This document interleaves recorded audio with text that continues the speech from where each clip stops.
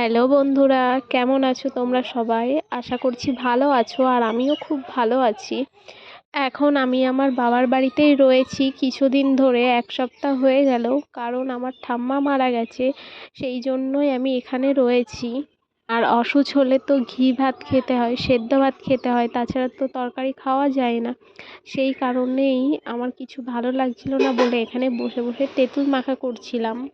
আর নিজের একার জন্য তরকারি রান্না করতেও ইচ্ছা করে না, ওদের সাথে সেদ্ধ ভাত খেয়ে নিই। আর এই দেখো আমার তেঁতুল মাখা হয়ে গেছে, তারপর আমি তেঁতুল মাখা খেয়েছিলাম।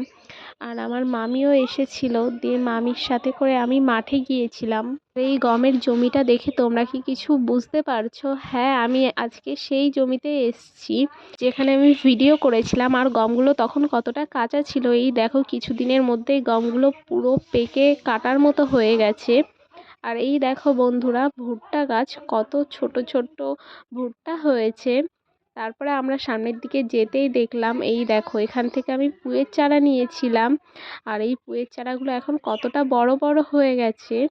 আর তারপরে আমরা পটলের জমির দিকে যাচ্ছিলাম। আর এই দেখো তোমাদেরকে তখন বলেছিলাম যে পটল হবে, আর এখন তো পটল পুরো ধরেও গেছে। আমরা কিছু পটল এখান থেকে তুলে নিচ্ছিলাম।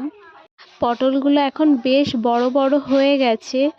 আর এই দেখো পটলের জমিতে দেখছি একটা কিসের হাড় কঙ্কাল মতো রাখা রয়েছে কুটোর সাথে। আর এটা কিসের হাড় তোমরা যদি কেউ জেনে থাকো আমাকে অবশ্যই কিন্তু কমেন্টে জানিয়ে যাবে। আর এই দেখো এখান থেকে একটা পেঁয়াজ কলি তুলে তোমাদেরকে দেখিয়েছিলাম, সেই পেঁয়াজ গাছেই এখন ফুল এসছে। আর এই ভেন্ডি গাছগুলো দেখো কতটা বড় বড় হয়ে গেছে এখন, আর ভেন্ডিও ধরে গেছে পুরো। আমি আর মামি এখান থেকে কিছু ভেন্ডি তুলে নিচ্ছিলাম বাড়িতে নিয়ে যাব বলে। তারপর আমরা ভেন্ডির জমির থেকে চলে গিয়েছিলাম লাউয়ের জমিতে। এই দেখো কত সুন্দর লাউ শাক হয়েছে। আর আমরা এর ভেতরে লাউ খুঁজে না পাওয়ার পরে মামি এখান থেকে কিছু লাউ পাতা নিচ্ছিল বাড়িতে নিয়ে যাবে বলে। আর এই দেখো সেই পেঁপে গাছ যেখানটায় আমি ভিডিও করেছিলাম।